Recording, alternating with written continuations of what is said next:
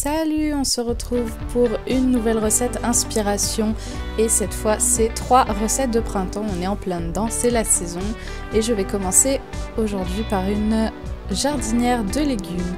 Donc voilà, tous les ingrédients sont là, c'est une petite recette de Thermomix, les 3 recettes seront faites avec le Thermomix et ce n'est pas des feuilles de laitue que je vais utiliser pour cette jardinière mais bien des pousses d'épinards, c'est le petit sachet qu'il y a juste là, voilà. Et c'est parti, on commence tout de suite par les légumes. Donc pour ceux qui voudraient les recettes, je ne les mettrai pas sur mon blog comme je fais avec les autres vidéos, tout simplement parce que c'est des recettes de Thermomix qui sont disponibles sur le site internet de Thermomix, donc cookiedoo.fr.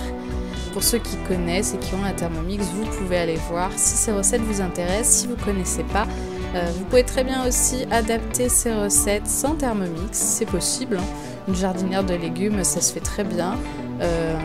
Sauf que là, voilà, les légumes sont cuits à la vapeur. Et c'est excellent.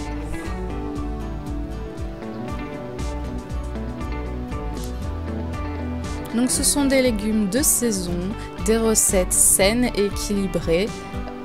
Tout simplement parce que je suis dans une phase de rééquilibrage alimentaire où mon but est de perdre du poids.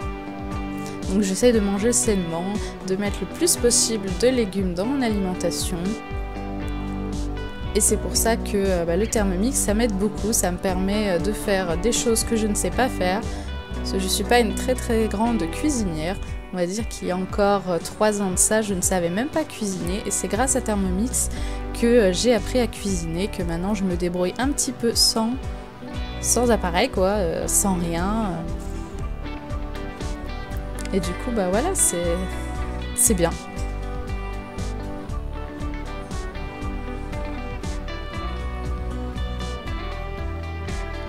N'hésitez pas à tester vous aussi ces recettes si elles vous intéressent et à me dire dans les commentaires ce que vous en avez pensé.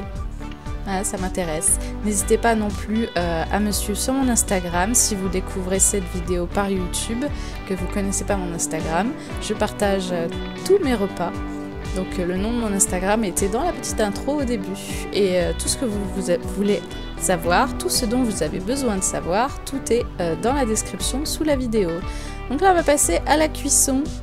Je suis désolée, l'écran n'est pas trop visible, il y avait énormément de lumière. Donc on commence par mixer des oignons surgelés. Moi je n'utilise pas d'oignons frais, tout simplement parce que ça me brûle les yeux. Voilà, je sais pas pourquoi. Ça me pique pas simplement un peu les yeux, non, ça me brûle les yeux littéralement. Je pleure à chaudes larmes. Donc j'utilise toujours des oignons surgelés qui sont déjà un peu émincés. Je les remixe un petit peu parce que c'est vraiment des fois des très gros morceaux. Donc voilà, on racle un petit peu les bords, parce que sinon les morceaux resteraient sur le bord. Voilà. Il resterait toute la cuisson là. Et du coup, ils ne seraient pas cuits. On continue. Je mets de l'huile, donc pour pouvoir rissoler un petit peu. Avec les pousses d'épinards. Bon, normalement il en fallait 30 grammes, j'en ai mis que 20 grammes parce que 30 grammes pour des pousses d'épinards, des feuilles de salade, c'est très léger donc ça fait beaucoup. Voilà. Et puis c'était assez en plus. C'est parti pour 2-3 minutes, je sais plus, pour rissoler. C'était 3 minutes. Voilà. Une fois un peu cuit, on rajoute de l'eau pour pouvoir après faire la cuisson vapeur. Voilà, je mélange un peu les épinards qui se sont tous agglutinés autour de l'hélice. Voilà, c'est à peu près cuit. Maintenant, les légumes vapeur. Pas oublier le petit cube de bouillon, bien entendu. Le panier cuisson avec les petits pois. Voilà à quoi ça ressemble le petit panier vapeur de Thermomix. On rajoute les carottes, les pommes de terre. Oui, la recette est faite pile poil pour que tout rentre. Et c'est parti pour une vingtaine de minutes. Voilà, 20 minutes de cuisson à la vapeur. Je vous épargne tout ce temps en faisant des petites coupures toutes mignonnes.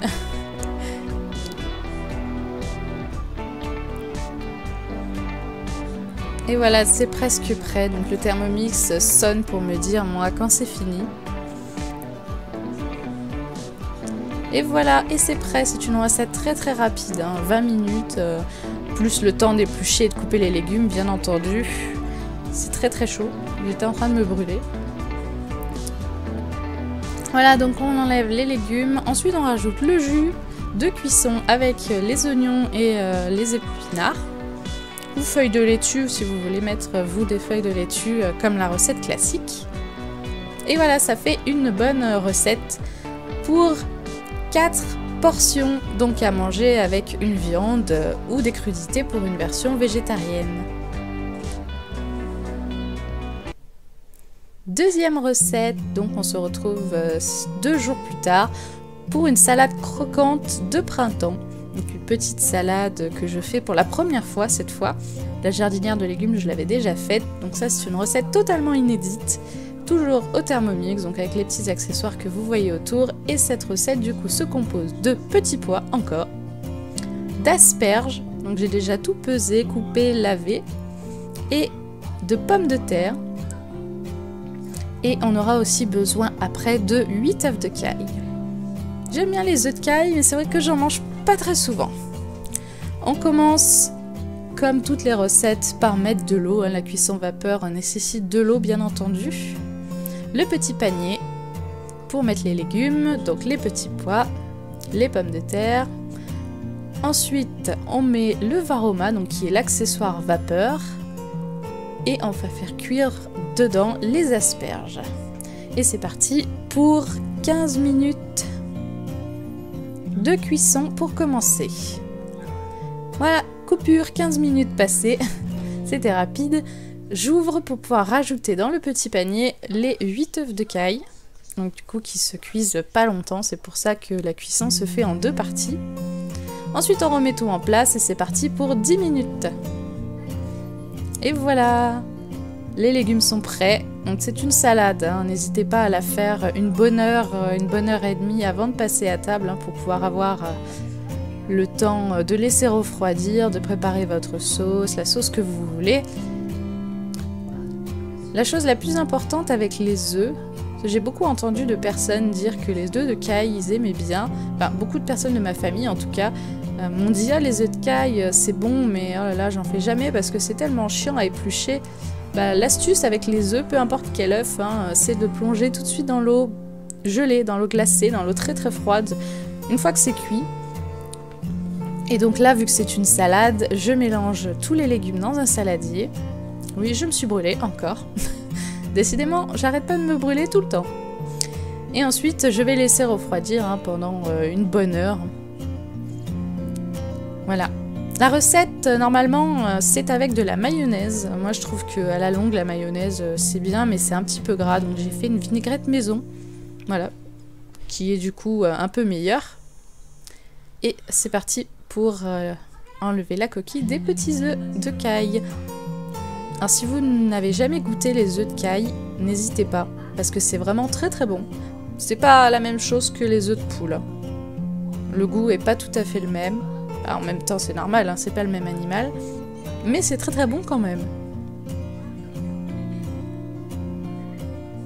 La cuisson non plus, hein, n'est pas du tout la même, mais tout est marqué en tout cas sur l'emballage, il n'y a pas de souci.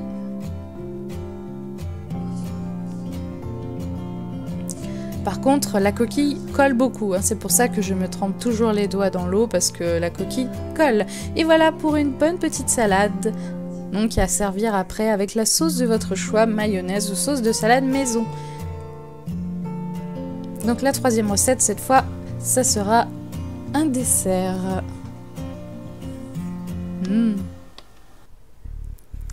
Troisième recette, nous allons faire une glace, toujours au Thermomix. Donc une glace juste avec ces 3 ingrédients, donc avec des fruits congelés. Pour cela, 300 g de fraises congelées, 200 g de bananes congelées et 30 g de sucre seulement. Donc la recette préconise de congeler les fruits 4 heures avant. Moi je l'ai fait la veille, hein, tout simplement pour pouvoir faire après la recette quand j'ai envie.